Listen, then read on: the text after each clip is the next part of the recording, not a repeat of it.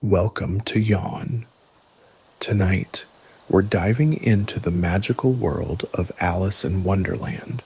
So grab your blanket, get comfy, and let this dreamy tale carry you off to a peaceful sleep. Alice in Wonderland, Chapter 1, Down the Rabbit Hole. Alice was beginning to get very tired of sitting by her sister on the bank and of having nothing to do. Once or twice she had peeped into the book her sister was reading, but it had no pictures or conversations in it.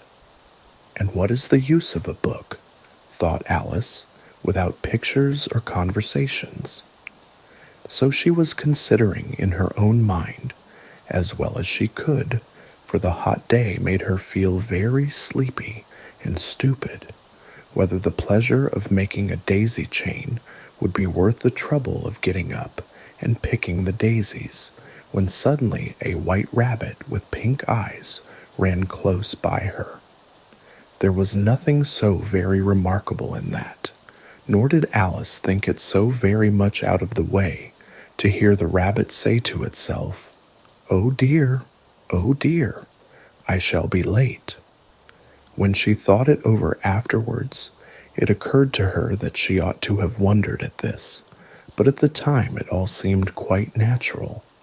But when the rabbit actually took a watch out of its waistcoat pocket and looked at it, and then hurried on, Alice started to her feet, for it flashed across her mind that she had never before seen a rabbit with either a waistcoat pocket or a watch to take out of it, and burning with curiosity, she ran across the field after it, and fortunately was just in time to see it pop down a large rabbit hole under the hedge.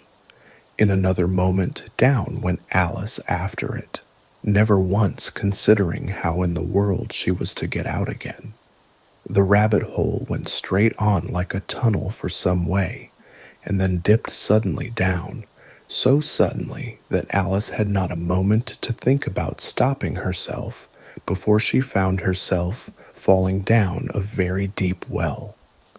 Either the well was very deep, or she fell very slowly, for she had plenty of time as she went down to look about her and to wonder what was going to happen next. First, she tried to look down and make out what she was coming to, but it was too dark to see anything. Then she looked at the sides of the well and noticed that they were filled with cupboards and bookshelves. Here and there she saw maps and pictures hung upon pegs. She took down a jar from one of the shelves as she passed. It was labeled orange marmalade, but to her great disappointment it was empty. She did not like to drop the jar for fear of killing somebody underneath, so managed to put it into one of the cupboards as she fell past it. Well, thought Alice to herself, after such a fall as this, I shall think nothing of tumbling downstairs. How brave they'll all think me at home. Why, I wouldn't say anything about it, even if I fell off the top of the house, which was very likely true. Down, down, down. Would the fall never come to an end? I wonder how many miles I've fallen by this time, she said aloud.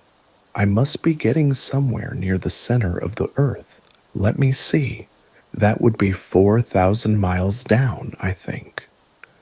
For you see, Alice had learnt several things of this sort in her lessons in the schoolroom, and though this was not a very good opportunity for showing off her knowledge, as there was no one to listen to her, still it was good practice to say it over.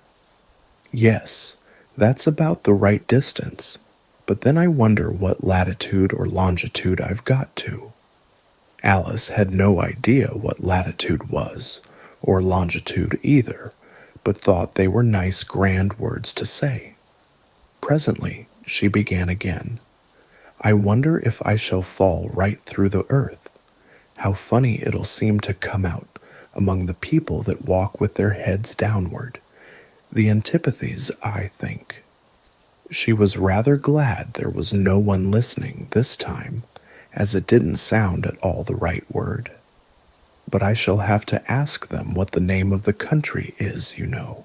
Please, ma'am, is this New Zealand or Australia? And she tried to curtsy as she spoke. Fancy curtsying as you're falling through the air. Do you think you could manage it? And what an ignorant little girl she'll think me for asking. No, it'll never do to ask. Perhaps I shall see it written up somewhere. Down, down, down. There was nothing else to do, so Alice soon began talking again. Dinah'll miss me very much tonight, I should think. Dinah was the cat. I hope they'll remember her saucer of milk at tea time. Dinah, my dear, I wish you were down here with me. There are no mice in the air, I'm afraid, but you might catch a bat, and that's very like a mouse, you know. But do cats eat bats, I wonder? And here Alice began to get rather sleepy, and went on saying to herself, in a dreamy sort of way, do cats eat bats? Do cats eat bats? And sometimes, do bats eat cats? For you see, as she couldn't answer either question, it didn't much matter which way she put it.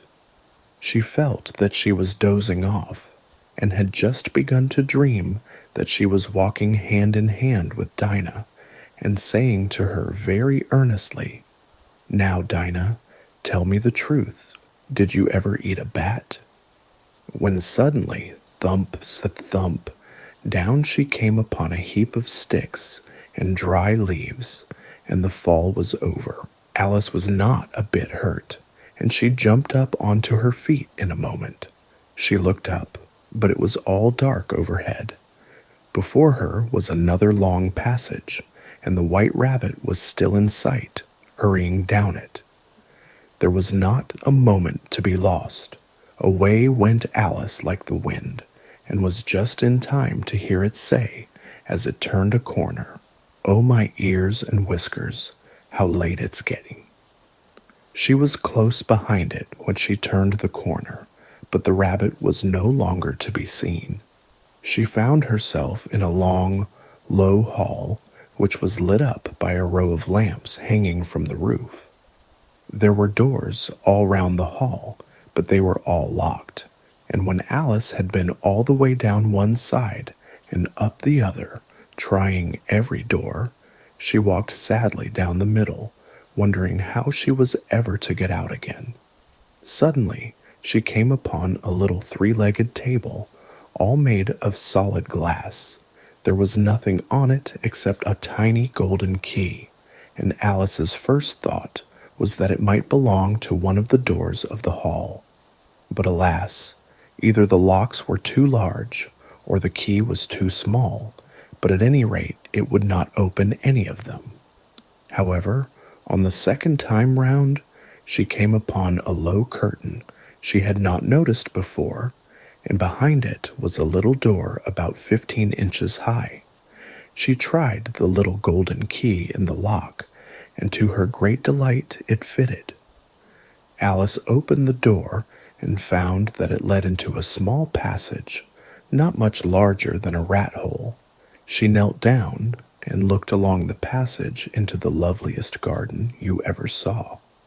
How she longed to get out of that dark hall and wander about among those beds of bright flowers and those cool fountains. But she could not even get her head through the doorway. And even if my head would go through, thought poor Alice, it would be of very little use without my shoulders. Oh, how I wish I could shut up like a telescope. I think I could, if I only knew how to begin. For you see, so many out-of-the-way things had happened lately that Alice had begun to think that very few things indeed were really impossible. There seemed to be no use in waiting by the little door, so she went back to the table, half hoping she might find another key on it, or at any rate a book of rules for shutting people up like telescopes. This time she found a little bottle on it, which certainly was not here before," said Alice, and round the neck of the bottle was a paper label with the words "Drink Me" beautifully printed on it in large letters. It was all very well to say "Drink me," but the wise little Alice was not going to do that in a hurry. "No, I'll look first," she said, "and see whether it's marked poison or not." For she had read several nice little histories about children who had got burnt and eaten up by wild beasts and other unpleasant things, all because they would not remember the simple rules their friends had taught them, such as that a red-hot poker will burn you if you hold it too long, and that if you cut your finger very deeply with a knife, it usually bleeds.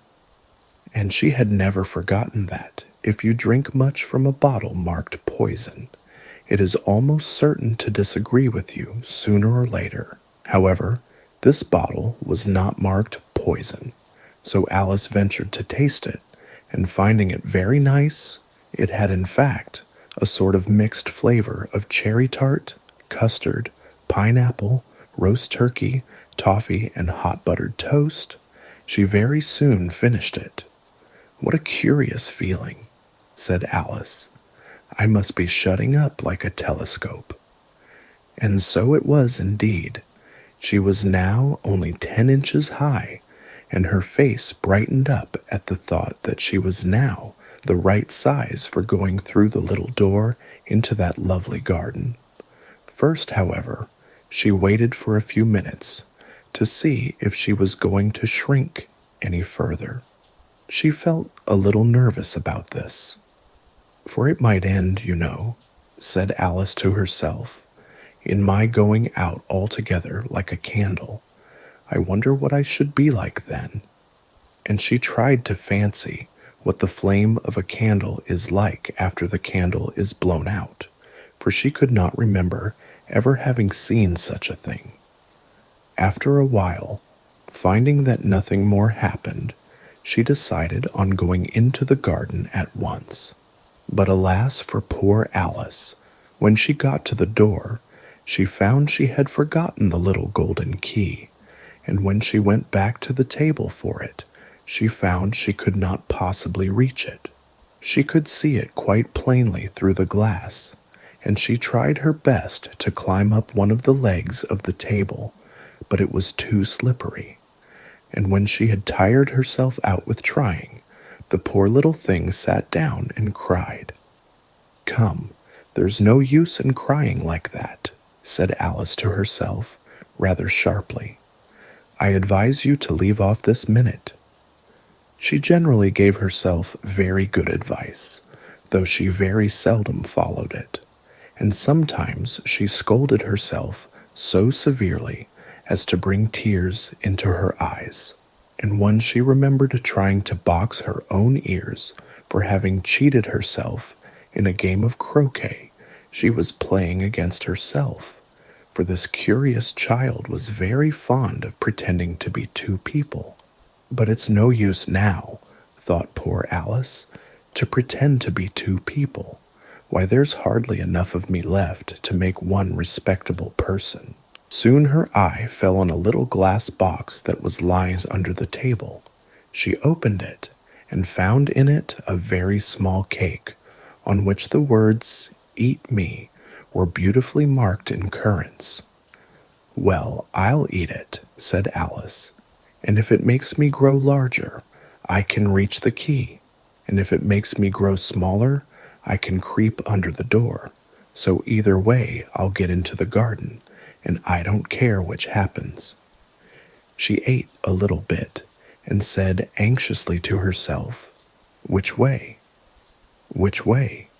holding her hand on the top of her head to feel which way it was growing, and she was quite surprised to find that she remained the same size. To be sure, this generally happens when one eats cake, but Alice had got so much into the way of expecting nothing but out-of-the-way things to happen that it seemed quite dull and stupid for life to go on in the common way. So she set to work, and very soon finished off the cake. Chapter 2, The Pool of Tears. "Curiouser and curiouser," cried Alice. She was so much surprised that for the moment she quite forgot how to speak good English. "Now I'm opening out like the largest telescope that ever was. Goodbye, feet." For when she looked down at her feet, they seemed to be almost out of sight. They were getting so far off. "Oh, my poor little feet. I wonder who will put on your shoes and stockings for you now, dears. I'm sure I shan't be able. I shall be a great deal too far off to trouble myself about you. You must manage the best way you can, but I must be kind to them," thought Alice, "or perhaps they won't walk the way I want to go. Let me see. I'll give them a new pair of boots every Christmas." And she went on planning to herself how she would manage it. "They must go by the carrier," she thought, "and how funny it'll seem, sending presents to one's own feet, and how odd the directions will look. Alice's right foot, Esker's hearthrug near the fender, with Alice's love. Oh dear, what nonsense I'm talking." Just then her head struck against the roof of the hall. In fact, she was now more than 9 feet high, and she at once took up the little golden key and hurried off to the garden door. Poor Alice! It was as much as she could do, lying down on one side, to look through into the garden with one eye, but to get through was more hopeless than ever. She sat down and began to cry again. "You ought to be ashamed of yourself," said Alice. "A great girl like you," she might well say this, "to go on crying in this way. Stop this moment, I tell you." But she went on all the same, shedding gallons of tears, until there was a large pool all round her, about 4 inches deep and reaching half down the hall. After a time, she heard a little pattering of feet in the distance, and she hastily dried her eyes to see what was coming. It was the White Rabbit returning, splendidly dressed, with a pair of white kid gloves in one hand and a large fan in the other. He came trotting along in a great hurry, muttering to himself as he came, "Oh, the Duchess, the Duchess! Oh, won't she be savage if I've kept her waiting?" Alice felt so desperate that she was ready to ask help of anyone. So when the rabbit came near her, she began in a low, timid voice, "If you please, sir." The rabbit started violently, dropped the white kid gloves and the fan, and scurried away into the darkness as hard as he could go. Alice took up the fan and gloves, and as the hall was very hot, she kept fanning herself all the time she went on talking. "Dear, dear, how queer everything is today. And yesterday things went on just as usual. I wonder if I've been changed in the night. Let me think. Was I the same when I got up this morning? I almost think I can remember feeling a little different. But if I'm not the same, the next question is, who in the world am I? Ah, that's the great puzzle." And she began thinking over all the children she knew that were of the same age as herself, to see if she could have been changed for any of them. "I'm sure I'm not Ada," she said, "for her hair goes in such long ringlets, and mine doesn't go in ringlets at all, and I'm sure I can't be Mabel, for I know all sorts of things. And she, oh, she knows such a very little. Besides, she's she, and I'm I, and oh dear, how puzzling it all is. I'll try if I know all the things I used to know. Let me see, 4 times 5 is 12, and 4 times 6 is 13, and 4 times 7 is, oh dear, I shall never get to 20 at that rate. However, the multiplication table doesn't signify. Let's try geography. London is the capital of Paris, and Paris is the capital of Rome. And Rome, no, that's all wrong, I'm certain. I must have been changed for Mabel. I'll try and say, how doth the little... And she crossed her hands on her lap as if she were saying lessons, and began to repeat it, but her voice sounded hoarse and strange, and the words did not come the same as they used to do. How doth the little crocodile improve his shining tail, and pour the waters of the Nile on every golden scale? How cheerfully he seems to grin, how neatly spread his claws, and welcome little fishes in with gently smiling jaws. I'm sure those are not the right words, said poor Alice, and her eyes filled with tears again as she went on. I must be Mabel after all, and I shall have to go and live in that poky little house, and have next to no toys to play with. And oh, ever so many lessons to learn? No, I've made up my mind about it. If I'm Mabel, I'll stay down here. It'll be no use their putting their heads down and saying, "Come up again, dear." I shall only look up and say, "Who am I then? Tell me that first, and then if I like being that person, I'll come up. If not, I'll stay down here till I'm somebody else." But oh dear, cried Alice with a sudden burst of tears, I do wish they would put their heads down. I am so very tired of being all alone here. As she said this, she looked down at her hands and was surprised to see that she had put on one of the rabbit's little white kid gloves while she was talking. How can I have done that? She thought. I must be growing small again. She got up and went to the table to measure herself by it, and found that as nearly as she could guess, she was now about 2 feet high and was going on shrinking rapidly.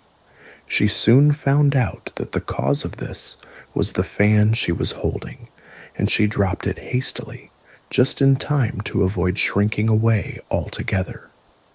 That was a narrow escape, said Alice, a good deal frightened at the sudden change, but very glad to find herself still in existence. And now for the garden, and she ran with all speed back to the little door.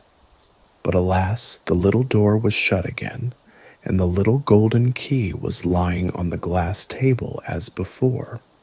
And things are worse than ever, thought the poor child, for I never was so small as this before, never. And I declare it's too bad that it is.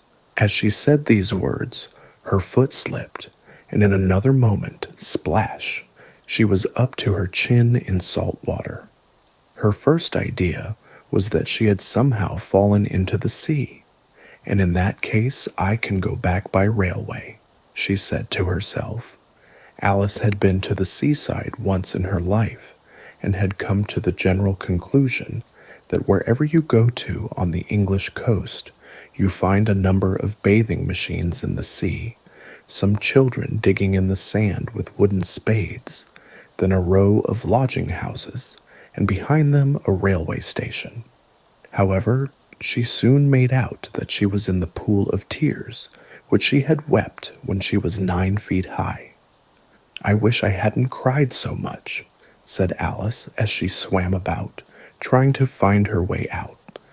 I shall be punished for it now, I suppose, by being drowned in my own tears. That will be a queer thing, to be sure. However, everything is queer today. Just then, she heard something splashing about in the pool a little way off, and she swam nearer to make out what it was. At first, she thought it must be a walrus or hippopotamus, but then she remembered how small she was now, and she soon made out that it was only a mouse that had slipped in like herself. Would it be of any use now, thought Alice, to speak to this mouse? Everything is so out of the way down here that I should think very likely it can talk. At any rate, there's no harm in trying. So she began. "Oh, mouse, do you know the way out of this pool? I am very tired of swimming about here, oh mouse."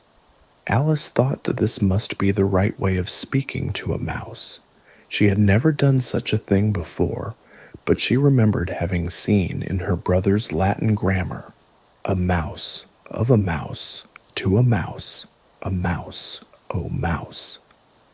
The mouse looked at her rather inquisitively, and seemed to her to wink with one of its little eyes, but it said nothing. Perhaps it doesn't understand English, thought Alice. I dare say it's a French mouse, come over with William the Conqueror. For with all her knowledge of history, Alice had no very clear notion how long ago anything had happened. So she began again, Où est ma chatte, which was the first sentence in her French lesson book. The mouse gave a sudden leap out of the water and seemed to quiver all over with fright. "Oh, I beg your pardon," cried Alice hastily, afraid that she had hurt the poor animal's feelings. "I quite forgot you didn't like cats." "Not like cats," cried the mouse in a shrill, passionate voice. "Would you like cats if you were me?" "Well, perhaps not," said Alice in a soothing tone. "Don't be angry about it. And yet I wish I could show you our cat, Dinah. I think you'd take a fancy to cats if you could only see her. She is such a dear, quiet thing," Alice went on, half to herself, as she swam lazily about in the pool, "and she sits purring so nicely by the fire, licking her paws and washing her face, and she is such a nice soft thing to nurse, and she's such a capital one for catching mice. Oh, I beg your pardon," cried Alice again, for this time the mouse was bristling all over, and she felt certain it must be really offended. "We won't talk about her any more if you'd rather not." "We indeed," cried the mouse, who was trembling down to the end of his tail. "As if I would talk on such a subject. Our family always hated cats, nasty, low, vulgar things. Don't let me hear the name again." "I won't, indeed," said Alice in a great hurry to change the subject of conversation. Are you fond of dogs?" The mouse did not answer, so Alice went on eagerly. "There is such a nice little dog near our house I should like to show you. A little bright-eyed terrier, you know, with such long curly brown hair. And it'll fetch things when you throw them, and it'll sit up and beg for its dinner, and all sorts of things. I can't remember half of them, and it belongs to a farmer, you know, and he says it's so useful, it's worth £100. He says it kills all the rats, and oh dear," cried Alice in a sorrowful tone, "I'm afraid I've offended it again." For the mouse was swimming away from her as hard as it could go, and making quite a commotion in the pool as it went. So she called softly after it, "Mouse dear, do come back again, and we won't talk about cats or dogs either, if you don't like them." When the mouse heard this, it turned round and swam slowly back to her. Its face was quite pale, with passion, Alice thought, and it said in a low, trembling voice, "Let us get to the shore, and then I'll tell you my history, and you'll understand why it is I hate cats and dogs." It was high time to go, for the pool was getting quite crowded with the birds and animals that had fallen into it. There were a duck and a dodo, a lory and an eaglet, and several other curious creatures. Alice led the way, and the whole party swam to the shore. Chapter 3. A Caucus Race and a Long Tail. They were indeed a queer-looking party that assembled on the bank, the birds with draggled feathers, the animals with their fur clinging close to them, and all dripping wet, cross, and uncomfortable. The first question, of course, was, how to get dry again. They had a consultation about this, and after a few minutes it seemed quite natural to Alice to find herself talking familiarly with them, as if she had known them all her life. Indeed, She had quite a long argument with the Lory, who at last turned sulky and would only say, "I am older than you and must know better." And this Alice would not allow without knowing how old it was, and as the Lory positively refused to tell its age, there was no more to be said. At last the Mouse, who seemed to be a person of authority among them, called out, "Sit down, all of you, and listen to me. I'll soon make you dry enough." They all sat down at once, in a large ring, with the Mouse in the middle. Alice kept her eyes anxiously fixed on it, for she felt sure she would catch a bad cold if she did not get dry very soon. "Ahem," said the Mouse with an important air. "Are you all ready? This is the driest thing I know. Silence all round, if you please." William the Conqueror, whose cause was favored by the Pope, was soon submitted to by the English, who wanted leaders, and had been of late much accustomed to usurpation and conquest. Edwin and Morcar, the Earls of Mercia and Northumbria. "Ugh," said the Lory with a shiver. "I beg your pardon," said the Mouse, frowning, but very politely. "Did you speak?" "Not I," said the Lory hastily. "I thought you did," said the Mouse. "I proceed. Edwin and Morcar, the Earls of Mercia and Northumbria, declared for him, and even Stigand, the patriotic Archbishop of Canterbury, found it advisable." "Found what?" said the Duck. "Found it," the Mouse replied rather crossly. "Of course you know what it means." "I know what it means well enough when I find a thing," said the Duck. "It's generally a frog or a worm. The question is, what did the Archbishop find?" The Mouse did not notice this question, but hurriedly went on. "Found it advisable to go with Edgar Atheling to meet William and offer him the crown. William's conduct at first was moderate, but the insolence of his Normans—" "How are you getting on now, my dear?" it continued, turning to Alice as it spoke. "As wet as ever," said Alice in a melancholy tone. "It doesn't seem to dry me at all."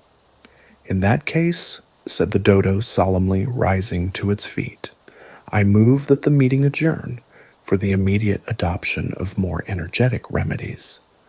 "Speak English," said the Eaglet. "I don't know the meaning of half those long words, and what's more, I don't believe you do either." And the Eaglet bent down its head to hide a smile. Some of the other birds tittered audibly. "What I was going to say," said the Dodo in an offended tone, "was that the best thing to get us dry would be a caucus race." "What is a caucus race?" said Alice. Not that she wanted much to know, but the Dodo had paused as if it thought that somebody ought to speak, and no one else seemed inclined to say anything. "Why," said the Dodo, "the best way to explain it is to do it. And as you might like to try the thing yourself, some winter day, I will tell you how the Dodo managed it. First it marked out a race course in a sort of circle. The exact shape doesn't matter, it said, and then all the party were placed along the course, here and there. There was no 1, 2, 3, and away, but they began running when they liked, and left off when they liked, so that it was not easy to know when the race was over. However, when they had been running half an hour or so, and were quite dry again, the Dodo suddenly called out, 'The race is over,' and they all crowded round it, panting and asking, 'But who has won?' This question the Dodo could not answer without a great deal of thought, and it sat for a long time with one finger pressed upon its forehead, the positions in which you usually see Shakespeare in the pictures of him, while the rest waited in silence. At last the Dodo said, 'Everybody has won, and all must have prizes.' 'But who is to give the prizes?' quite a chorus of voices asked. "Why, she, of course," said the dodo, pointing to Alice with one finger. And the whole party at once crowded round her, calling out in a confused way, "Prizes! Prizes!" Alice had no idea what to do, and in despair she put her hand in her pocket and pulled out a box of comfits. Luckily the salt water had not got into it, and handed them round as prizes. There was exactly one apiece all round. "But she must have a prize herself, you know," said the mouse. "Of course," the dodo replied very gravely. "What else have you got in your pocket?" he went on, turning to Alice. "Only a thimble," said Alice sadly. "Hand it over here," said the dodo. Then they all crowded round her once more, while the dodo solemnly presented the thimble, saying, "We beg your acceptance of this elegant thimble." And when it had finished this short speech, they all cheered. Alice thought the whole thing very absurd, but they all looked so grave that she did not dare to laugh, and, as she could not think of anything to say, she simply bowed and took the thimble, looking as solemn as she could. The next thing was to eat the comfits. This caused some noise and confusion, as the large birds complained that they could not taste theirs, and the small ones choked and had to be patted on the back. However, it was over at last, and they sat down again in a ring, and begged the mouse to tell them something more. "You promised to tell me your history, you know," said Alice, "and why it is you hate C and D," she added in a whisper, half afraid that it would be offended again. "Mine is a long and a sad tale," said the mouse, turning to Alice and sighing. "It is a long tale, certainly," said Alice, looking down with wonder at the mouse's tail. "But why do you call it sad?" And she kept on puzzling about it while the mouse was speaking, so that her idea of the tale was something like this. Fury said to a mouse that he met in the house, "Let us both go to law. I will prosecute you. Come, I'll take no denial. We must have a trial. For really this morning I've nothing to do," said the mouse to the cur. "Such a trial, dear sir, with no jury or judge, would be wasting our breath." "I'll be judge, I'll be jury," said cunning old Fury. "I'll try the whole cause, and condemn you to death." "You are not attending," said the mouse to Alice severely. "What are you thinking of?" "I beg your pardon," said Alice very humbly. "You had got to the fifth bend, I think." "I had not," cried the mouse, sharply and very angrily.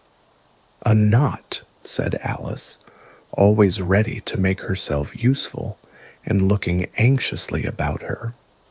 "Oh, do let me help to undo it." "I shall do nothing of the sort," said the mouse, getting up and walking away. "You insult me by talking such nonsense." "I didn't mean it," pleaded poor Alice, "but you're so easily offended, you know." The mouse only growled in reply.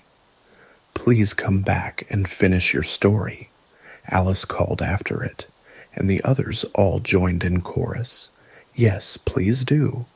But the mouse only shook its head impatiently and walked a little quicker. "What a pity it wouldn't stay," sighed the lory, as soon as it was quite out of sight.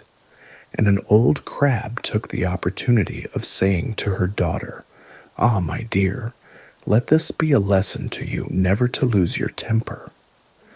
"Hold your tongue, Ma," said the young crab, a little snappishly. "You're enough to try the patience of an oyster." "I wish I had our Dinah here. I know I do," said Alice aloud, addressing nobody in particular. "She'd soon fetch it back." "And who is Dinah, if I might venture to ask the question?" said the lory. Alice replied eagerly, for she was always ready to talk about her pet. Dinah's our cat, and she's such a capital one for catching mice you can't think. And oh, I wish you could see her after the birds. Why, she'll eat a little bird as soon as look at it." This speech caused a remarkable sensation among the party. Some of the birds hurried off at once. One old magpie began wrapping itself up very carefully, remarking, "I really must be getting home. The night air doesn't suit my throat." And a canary called out in a trembling voice to its children, "Come away, my dears. It's high time you were all in bed." On various pretexts, they all moved off, and Alice was soon left alone. "I wish I hadn't mentioned Dinah," she said to herself in a melancholy tone. "Nobody seems to like her down here, and I'm sure she's the best cat in the world. Oh, my dear Dinah, I wonder if I shall ever see you any more." And here poor Alice began to cry again, for she felt very lonely and low-spirited. In a little while, however, she again heard a little pattering of footsteps in the distance, and she looked up eagerly, half hoping that the mouse had changed his mind and was coming back to finish his story. Welcome to Yawn. Tonight, we're diving into the magical world of Alice in Wonderland. So grab your blanket, get comfy, and let this dreamy tale carry you off to a peaceful sleep. So, Chapter 4, The Rabbit Sends in a Little Bill. It was the White Rabbit, trotting slowly back again, and looking anxiously about as it went, as if it had lost something, and she heard it muttering to itself, "The Duchess, the Duchess, oh my dear paws, oh my fur and whiskers, she'll get me executed, as sure as ferrets are ferrets. Where can I have dropped them, I wonder?" Alice guessed in a moment that it was looking for the fan and the pair of white kid gloves, and she very good-naturedly began hunting about for them, but they were nowhere to be seen. Everything seemed to have changed since her swim in the pool, and the great hall, with the glass table and the little door, had vanished completely. Very soon, the rabbit noticed Alice as she went hunting about, and called out to her in an angry tone, "Why, Mary Ann, what are you doing out here? Run home this moment, and fetch me a pair of gloves and a fan. Quick now." And Alice was so much frightened that she ran off at once in the direction it pointed to, without trying to explain the mistake it had made.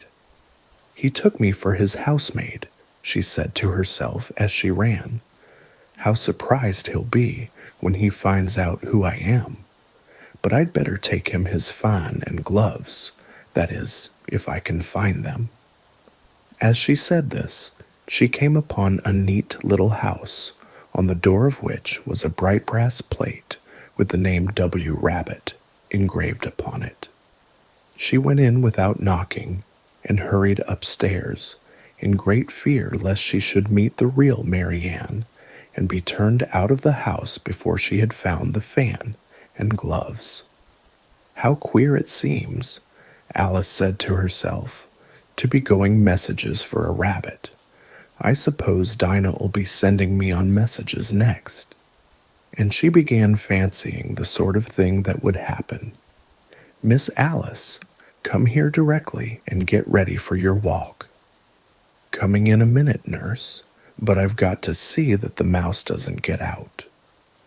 "Only I don't think," Alice went on, "that they'd let Dinah stop in the house if it began ordering people about like that." By this time, she had found her way into a tidy little room with a table in the window, and on it, as she had hoped, a fan and 2 or 3 pairs of tiny white kid gloves. She took up the fan and a pair of the gloves, and was just going to leave the room, when her eye fell upon a little bottle that stood near the looking-glass. There was no label this time with the words, "Drink me," but nevertheless she uncorked it and put it to her lips. "I know something interesting is sure to happen," she said to herself, "whenever I eat or drink anything, so I'll just see what this bottle does. I do hope it'll make me grow large again, for really I'm quite tired of being such a tiny little thing." It did so indeed, and much sooner than she had expected. Before she had drunk half the bottle, she found her head pressing against the ceiling and had to stoop to save her neck from being broken. She hastily put down the bottle, saying to herself, "That's quite enough. I hope I shan't grow any more. As it is, I can't get out at the door. I do wish I hadn't drunk quite so much." Alas, it was too late to wish that. She went on growing and growing, and very soon had to kneel down on the floor. In another minute there was not even room for this, and she tried the effect of lying down with one elbow against the door and the other arm curled round her head. Still she went on growing, and as a last resource, she put one arm out of the window and one foot up the chimney and said to herself, "Now I can do no more. Whatever happens, what will become of me?" Luckily for Alice, the little magic bottle had now had its full effect, and she grew no larger.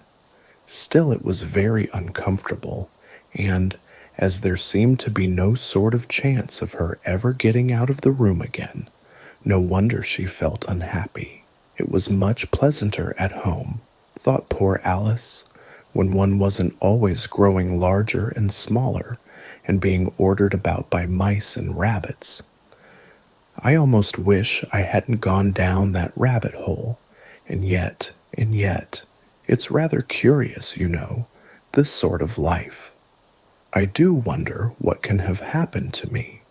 When I used to read fairy tales, I fancied that kind of thing never happened, and now here I am in the middle of one. There ought to be a book written about me, that there ought, and when I grow up, I'll write one, but I'm grown up now," she added in a sorrowful tone. "At least there's no room to grow up any more here. But then," thought Alice, "shall I never get any older than I am now? That'll be a comfort one way, never to be an old woman, but then always to have lessons to learn. Oh, I shouldn't like that." "Oh, you foolish Alice," she answered herself. "How can you learn lessons in here? Why, there's hardly room for you, and no room at all for any lesson books." And so she went on, taking first one side and then the other, and making quite a conversation of it altogether. But after a few minutes she heard a voice outside, and stopped to listen. "Mary Ann, Mary Ann," said the voice, "fetch me my gloves this moment." Then came a little pattering of feet on the stairs. Alice knew it was the rabbit coming to look for her, and she trembled till she shook the house, quite forgetting that she was now about 1,000 times as large as the rabbit, and had no reason to be afraid of it. Presently the rabbit came up to the door and tried to open it, but as the door opened inwards, and Alice's elbow was pressed hard against it, that attempt proved a failure. Alice heard it say to itself, "Then I'll go round and get in at the window." "That you won't," thought Alice, and after waiting till she fancied she heard the rabbit just under the window, she suddenly spread out her hand and made a snatch in the air.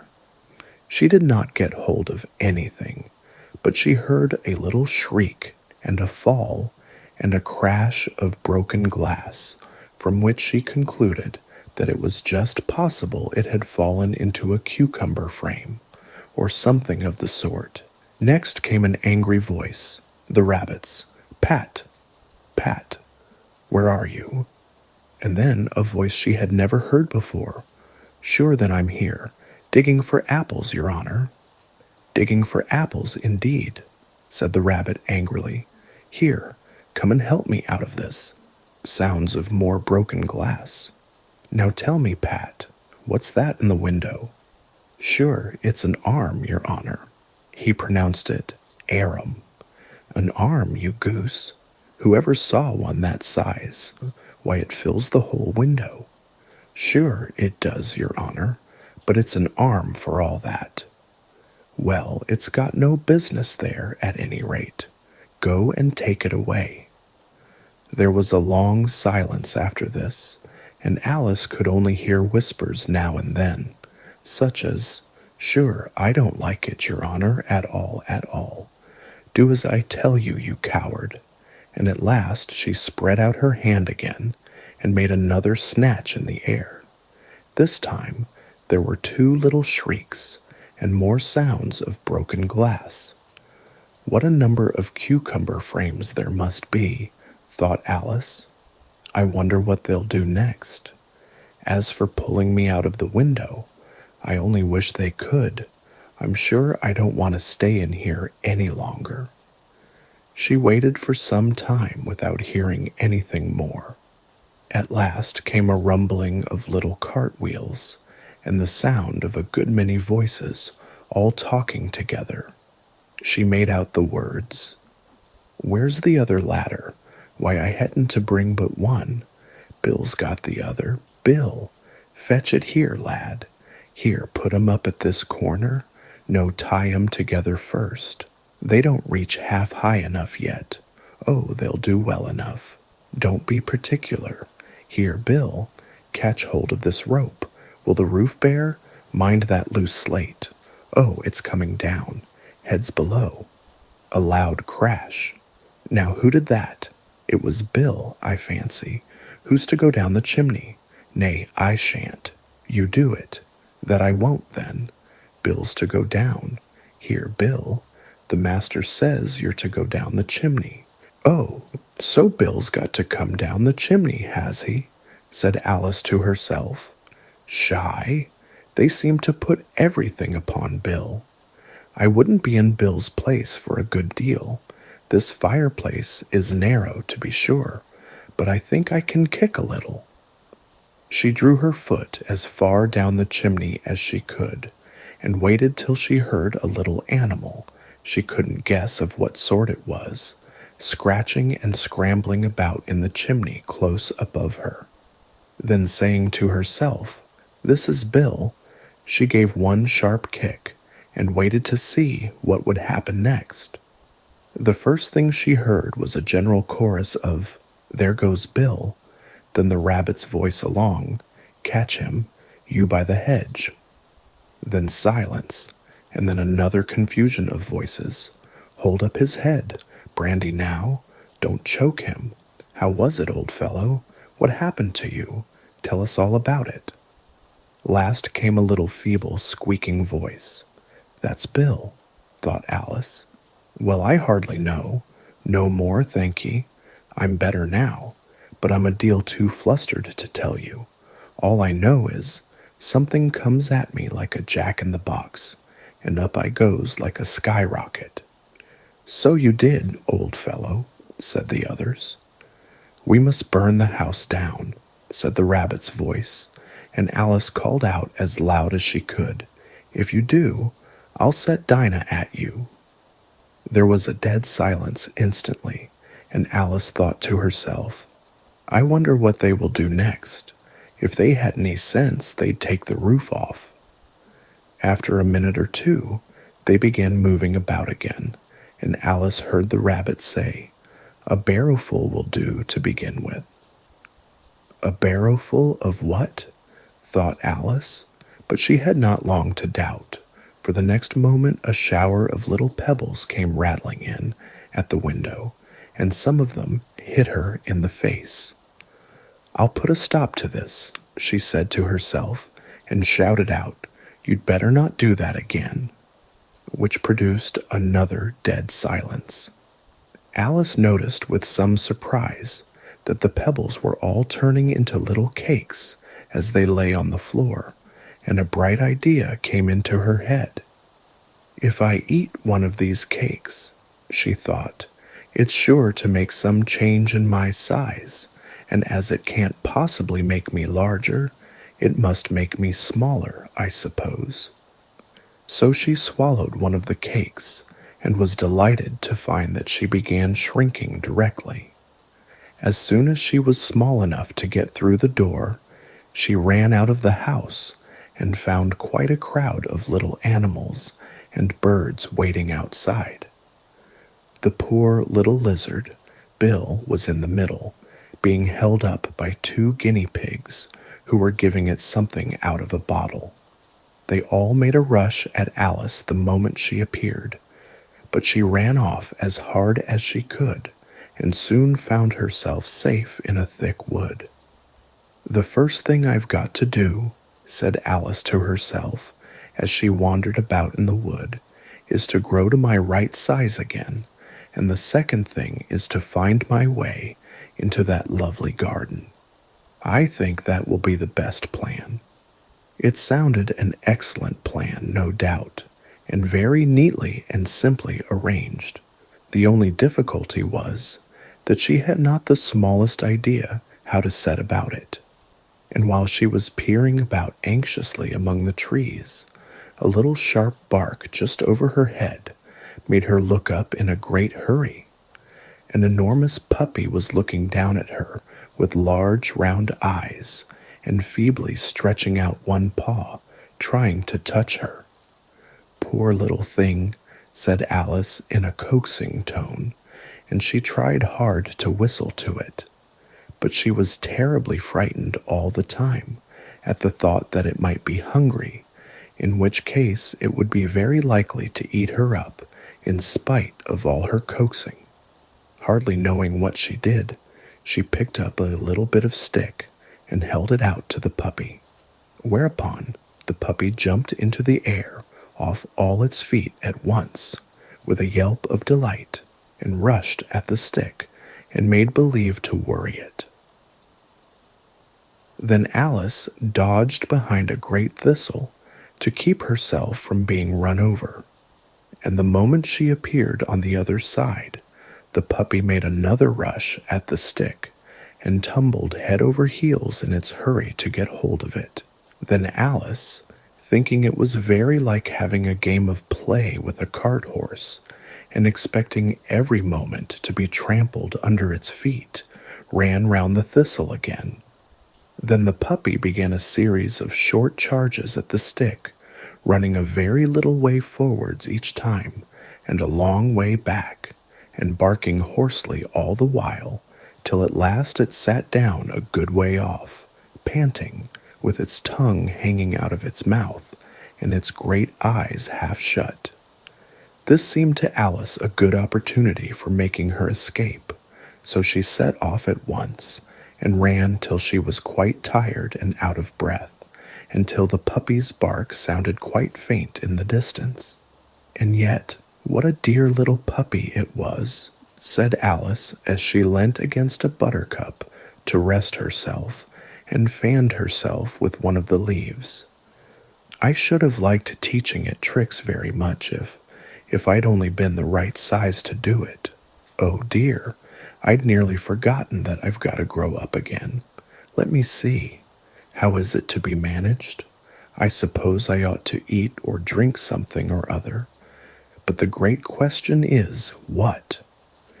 The great question certainly was, what? Alice looked all round her at the flowers and the blades of grass, but she did not see anything that looked like the right thing to eat or drink under the circumstances. There was a large mushroom growing near her, about the same height as herself, and when she had looked under it, and on both sides of it, and behind it, it occurred to her that she might as well look and see what was on the top of it.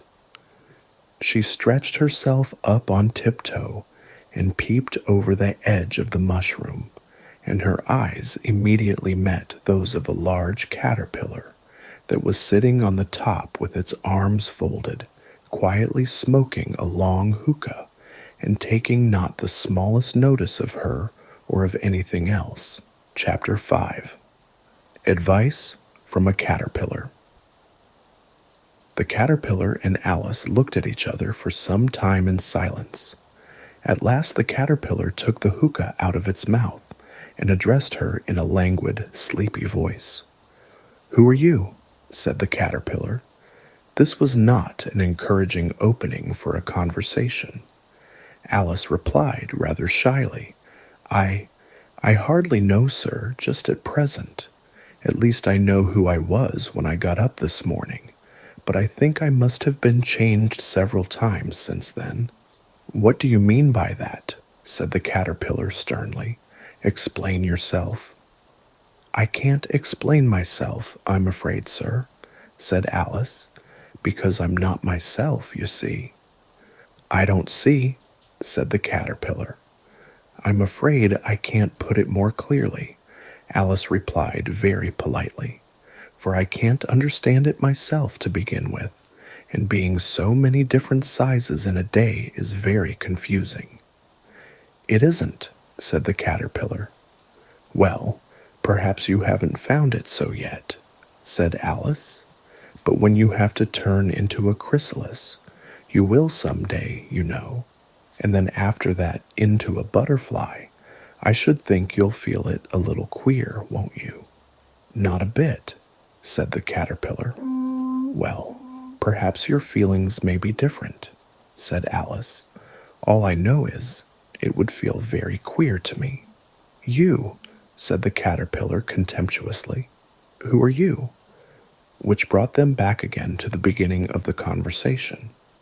Alice felt a little irritated at the caterpillar's making such very short remarks, and she drew herself up and said very gravely, "I think you ought to tell me who you are first."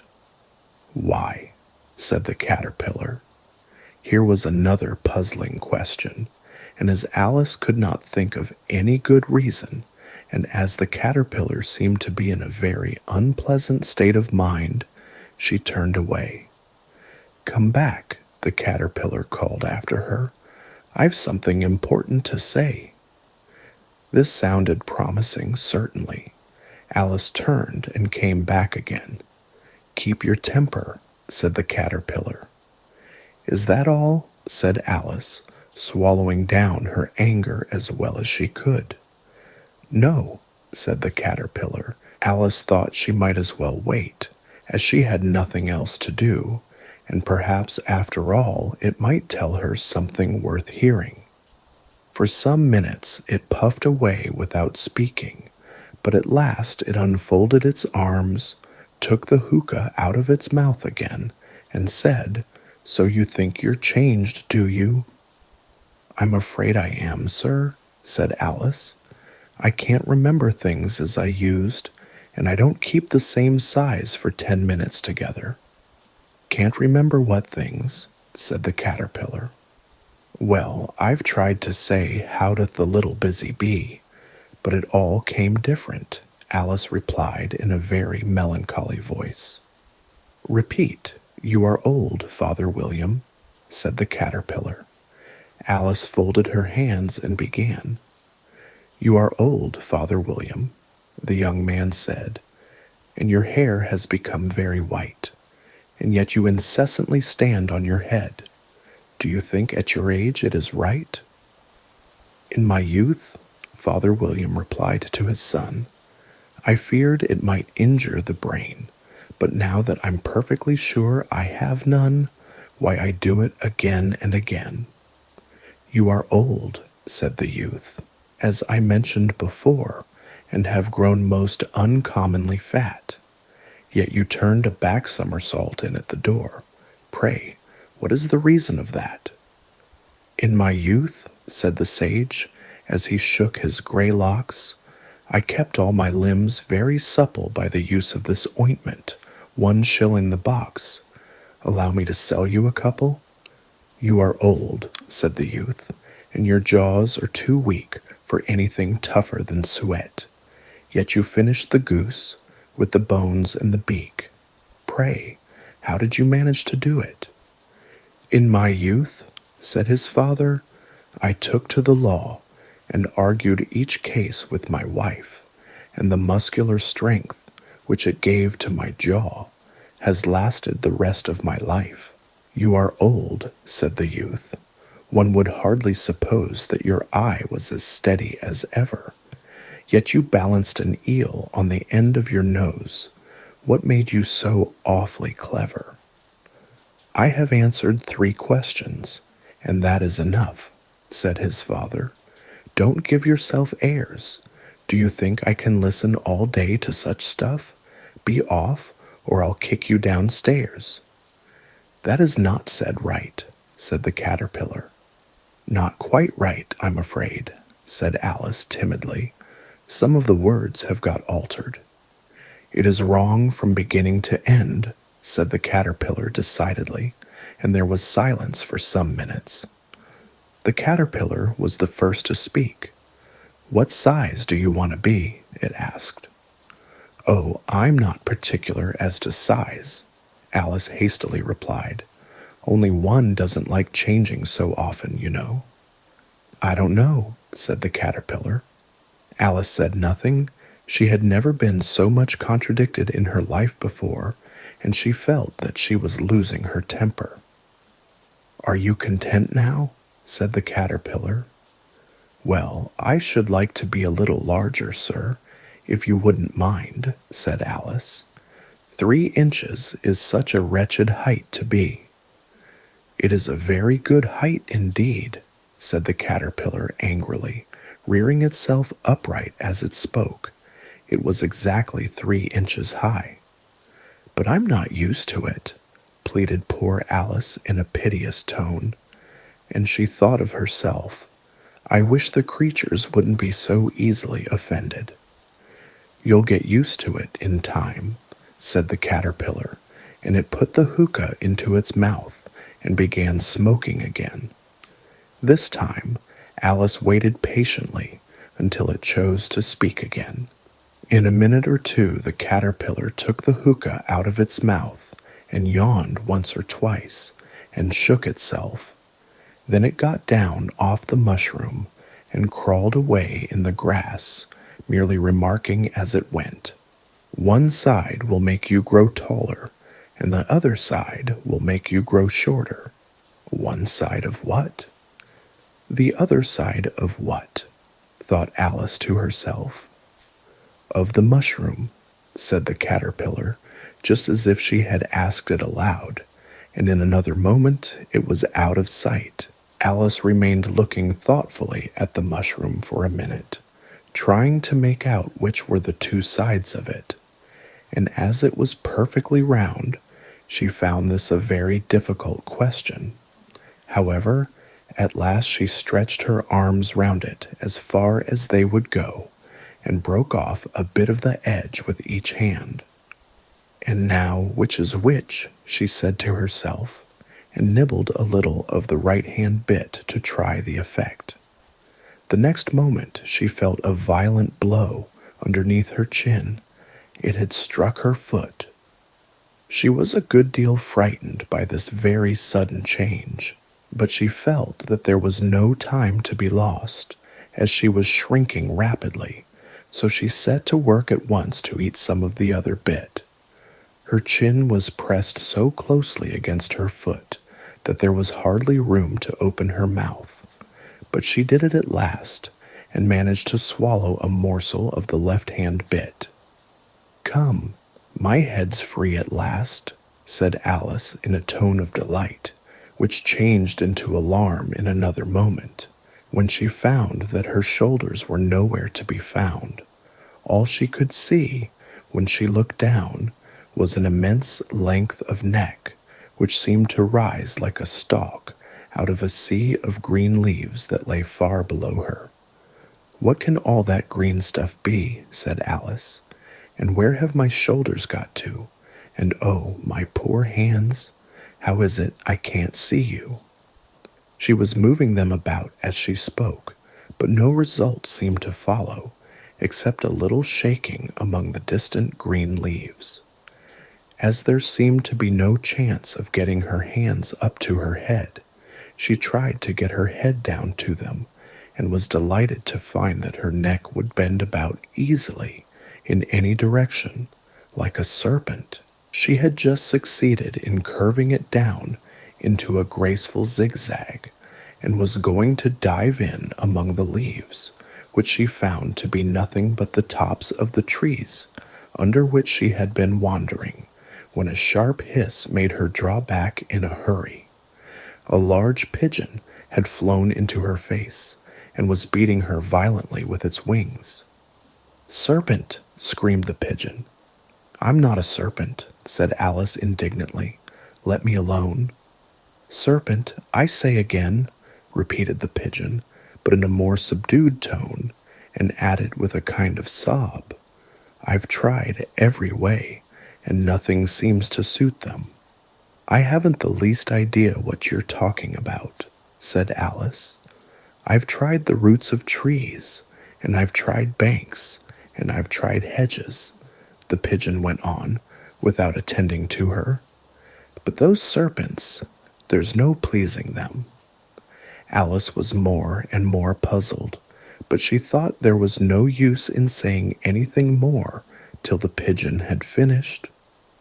"As if it wasn't trouble enough hatching the eggs," said the pigeon, "but I must be on the lookout for serpents night and day. Why, I haven't had a wink of sleep these 3 weeks." "I'm very sorry you've been annoyed," said Alice, who was beginning to see its meaning. "And just as I'd taken the highest tree in the wood," continued the pigeon, raising its voice to a shriek, "and just as I was thinking I should be free of them at last, they must needs come wriggling down from the sky." "Ugh, serpent!" "But I'm not a serpent, I tell you," said Alice. I'm a... "Well, what are you?" said the pigeon. "I can see you're trying to invent something." I'm a little girl," said Alice rather doubtfully, as she remembered the number of changes she had gone through that day. "A likely story indeed," said the pigeon in a tone of the deepest contempt. "I've seen a good many little girls in my time, but never one with such a neck as that. No, no, you're a serpent, and there's no use denying it. I suppose you'll be telling me next that you never tasted an egg."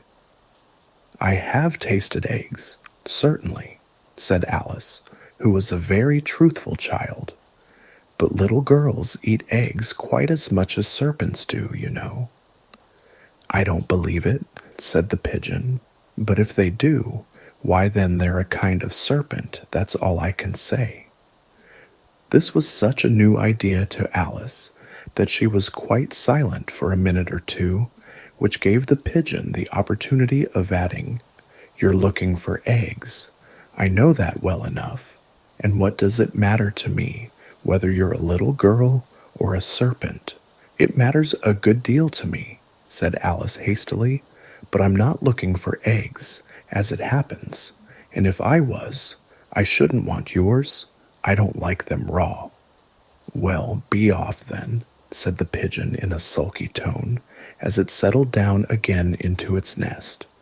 Alice crouched down among the trees as well as she could, for her neck kept getting entangled among the branches, and every now and then she had to stop and untwist it.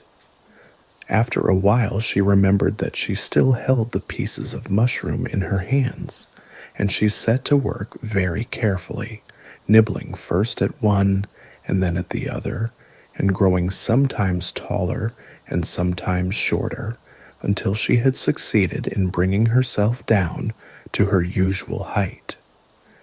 It was so long since she had been anything near the right size that it felt quite strange at first, but she got used to it in a few minutes and began talking to herself, as usual. "Come, there's half my plan done now. How puzzling all these changes are.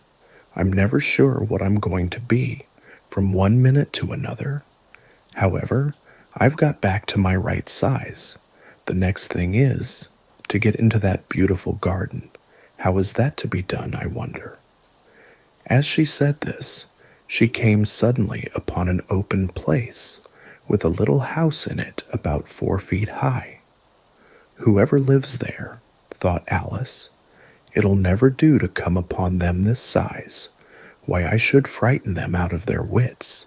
So she began nibbling at the right-hand bit again, and did not venture to go near the house till she had brought herself down to 9 inches high. Chapter 6. Pig and Pepper.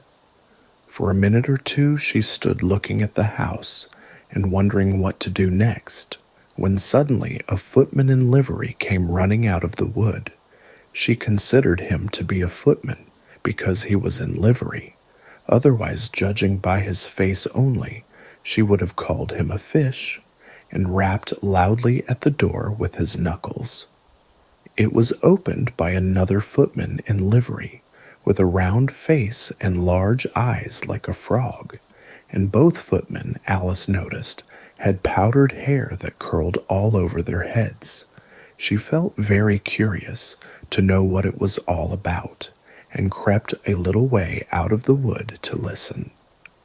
The fish footman began by producing from under his arm a great letter, nearly as large as himself, and this he handed over to the other, saying in a solemn tone, "For the Duchess, an invitation from the Queen to play croquet."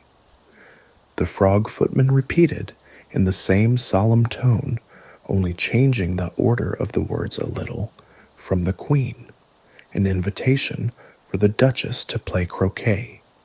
Then they both bowed low, and their curls got entangled together. Alice laughed so much at this that she had to run back into the wood for fear of their hearing her. And when she next peeped out, the fish footman was gone, and the other was sitting on the ground near the door, staring stupidly up into the sky. Alice went timidly up to the door and knocked. "There's no sort of use in knocking," said the footman, "and that for 2 reasons. First, because I'm on the same side of the door as you are. Secondly, because they're making such a noise inside, no one could possibly hear you." And certainly there was a most extraordinary noise going on within, a constant howling and sneezing, and every now and then a great crash, as if a dish or kettle had been broken to pieces. "Please then," said Alice, "how am I to get in?" "There might be some sense in your knocking," the footman went on without attending to her. "If we had the door between us, for instance, if you were inside, you might knock, and I could let you out, you know." He was looking up into the sky all the time he was speaking, and this Alice thought decidedly uncivil. "But perhaps he can't help it," she said to herself. "His eyes are so very nearly at the top of his head. But at any rate he might answer questions. How am I to get in?" she repeated aloud. "I shall sit here," the footman remarked, "till tomorrow." At this moment the door of the house opened, and a large plate came skimming out, straight at the footman's head. It just grazed his nose, and broke to pieces against one of the trees behind him. "Or next day, maybe," the footman continued in the same tone, exactly as if nothing had happened. "How am I to get in?" asked Alice again in a louder tone. "Are you to get in at all?" said the footman. "Oh, that's the first question, you know." It was, no doubt, only Alice did not like to be told so. "It's really dreadful," she muttered to herself, "the way all the creatures argue. It's enough to drive one crazy." The footman seemed to think this a good opportunity for repeating his remark, with variations. "I shall sit here," he said, "on and off, for days and days." "But what am I to do?" said Alice. "Anything you like," said the footman, and began whistling. "Oh, there's no use in talking to him," said Alice desperately. "He's perfectly idiotic." And she opened the door and went in. The door led right into a large kitchen, which was full of smoke from one end to the other. The Duchess was sitting on a three-legged stool in the middle, nursing a baby. The cook was leaning over the fire, stirring a large cauldron which seemed to be full of soup. "There's certainly too much pepper in that soup," Alice said to herself, as well as she could for sneezing. There was certainly too much of it in the air. Even the Duchess sneezed occasionally, and as for the baby, it was sneezing and howling alternately without a moment's pause. The only things in the kitchen that did not sneeze were the cook and a large cat which was sitting on the hearth and grinning from ear to ear. "Please, would you tell me?" said Alice a little timidly, for she was not quite sure whether it was good manners for her to speak first. "Why your cat grins like that?" "It's a Cheshire cat," said the Duchess, "and that's why. Pig." She said the last word with such sudden violence that Alice quite jumped, but she saw in another moment that it was addressed to the baby and not to her, so she took courage and went on again. "I didn't know that Cheshire cats always grinned. In fact, I didn't know that cats could grin." "They all can," said the Duchess, "and most of 'em do." "I don't know of any that do," Alice said very politely, feeling quite pleased to have gotten to a conversation. "You don't know much," said the Duchess, "and that's a fact." Alice did not at all like the tone of this remark, and thought it would be as well to introduce some other subject of conversation. While she was trying to fix on one, the cook took the cauldron of soup off the fire and at once set to work throwing everything within her reach at the Duchess and the baby. The fire irons came first, then followed a shower of saucepans, plates, and dishes. The Duchess took no notice of them, even when they hit her, and the baby was howling so much already that it was quite impossible to say whether the blows hurt it or not. "Oh, please mind what you're doing," cried Alice, jumping up and down in an agony of terror. "Oh, there goes his precious nose," as an unusually large saucepan flew close by it and very nearly carried it off. "If everybody minded their own business," the Duchess said in a hoarse growl, "the world would go round a deal faster than it does." "Which would not be an advantage," said Alice, who felt very glad to get an opportunity of showing off a little of her knowledge. "Just think of what work it would make with the day and night. You see, the earth takes 24 hours to turn round on its axis." "Talking of axes," said the Duchess, "chop off her head." Alice glanced rather anxiously at the cook to see if she meant to take the hint, but the cook was busily stirring the soup and seemed not to be listening, so she went on again. 24 hours, I think, or is it 12? "Oh, don't bother me," said the Duchess. "I never could abide figures." And with that, she began nursing her child again, singing a sort of lullaby to it as she did so, and giving it a violent shake at the end of every line. "Speak roughly to your little boy, and beat him when he sneezes. He only does it to annoy, because he knows it teases." Chorus, in which the cook and the baby joined. Wow, wow, wow. While the Duchess sang the second verse of the song, she kept tossing the baby violently up and down, and the poor little thing howled so that Alice could hardly hear the words. "I speak severely to my boy. I beat him when he sneezes, for he can thoroughly enjoy the pepper when he pleases." Chorus, wow, wow, wow. "Here, you may nurse it a bit if you like," the Duchess said to Alice, flinging the baby at her as she spoke. "I must go and get ready to play croquet with the Queen," and she hurried out of the room. The cook threw a frying pan after her as she went out, but it just missed her. Alice caught the baby with some difficulty, as it was a queer-shaped little creature and held out its arms and legs in all directions, just like a starfish, thought Alice.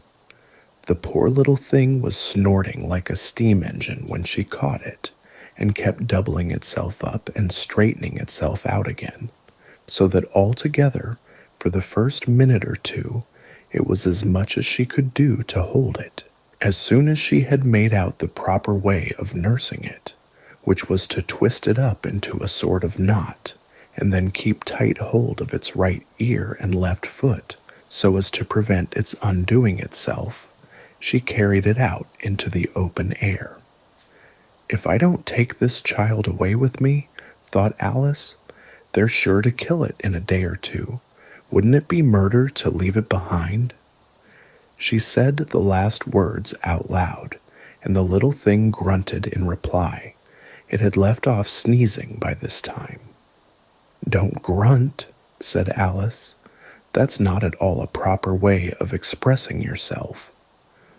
The baby grunted again, and Alice looked very anxiously into its face to see what was the matter with it. There could be no doubt that it had a very turnip nose, much more like a snout than a real nose. Also, its eyes were getting extremely small for a baby. Altogether, Alice did not like the look of the thing at all. But perhaps it was only sobbing, she thought, and looked into its eyes again to see if there were any tears. No, there were no tears. If you're going to turn into a pig, my dear, said Alice seriously, I'll have nothing more to do with you. Mind now. The poor little thing sobbed again, or grunted, it was impossible to say which, and they went on for some while in silence.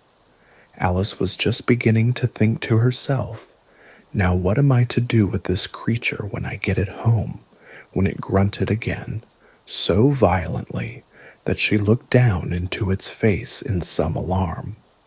This time, there could be no mistake about it. It was neither more nor less than a pig, and she felt that it would be quite absurd for her to carry it further. So she set the little creature down, and felt quite relieved to see it trot away quietly into the wood. If it had grown up, she said to herself, it would have made a dreadfully ugly child, but it makes rather a handsome pig, I think.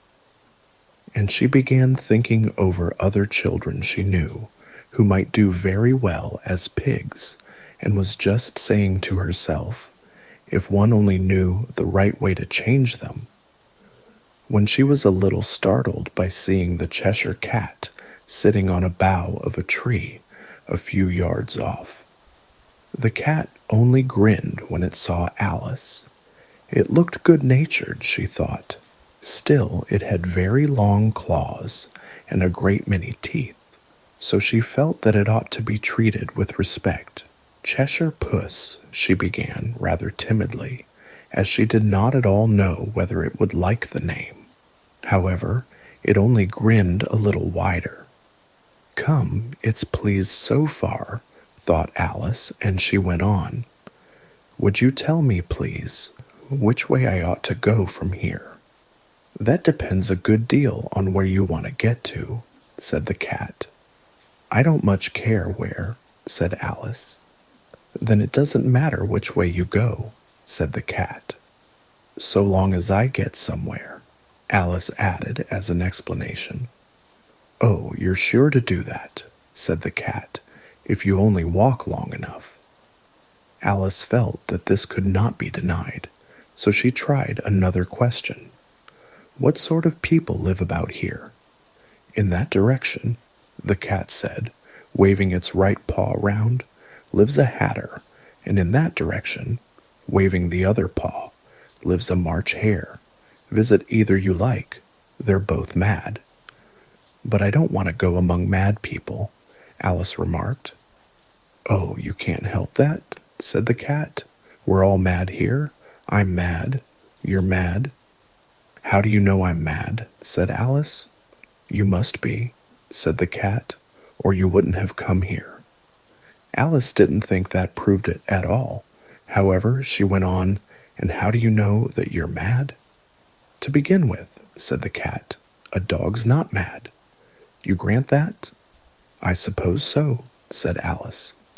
"Well then," the cat went on, "you see, a dog growls when it's angry and wags its tail when it's pleased. Now I growl when I'm pleased and wag my tail when I'm angry. Therefore, I'm mad." "I call it purring, not growling," said Alice. "Call it what you like," said the cat. "Do you play croquet with the queen today?" "I should like it very much," said Alice, "but I haven't been invited yet." "You'll see me there," said the cat, and vanished. Alice was not much surprised at this. She was getting so used to queer things happening. While she was looking at the place where it had been, it suddenly appeared again. "By the by, what became of the baby?" said the cat. "I'd nearly forgotten to ask." "It turned into a pig," Alice quietly said, just as if it had come back in a natural way. "I thought it would," said the cat, and vanished again. Alice waited a little, half expecting to see it again, but it did not appear, and after a minute or two, she walked on in the direction in which the March Hare was said to live. "I've seen hatters before," she said to herself. "The March Hare will be much the most interesting, and perhaps as this is May it won't be raving mad, at least not so mad as it was in March." As she said this, she looked up, and there was the cat again, sitting on a branch of a tree. "Did you say pig or fig?" said the cat. "I said pig," replied Alice, "and I wish you wouldn't keep appearing and vanishing so suddenly. You make one quite giddy." "All right," said the cat, and this time it vanished quite slowly, beginning with the end of the tail and ending with the grin, which remained some time after the rest of it had gone. "Well, I've often seen a cat without a grin," thought Alice, "but a grin without a cat, it's the most curious thing I ever saw in my life." She had not gone much farther before she came in sight of the house of the March Hare. She thought it must be the right house, because the chimneys were shaped like ears, and the roof was thatched with fur. It was so large a house that she did not like to go nearer till she had nibbled some more of the left-hand bit of mushroom and raised herself to about 2 feet high. Even then she walked up towards it rather timidly, saying to herself, "Suppose it should be raving mad after all. I almost wish I'd gone to see the Hatter instead."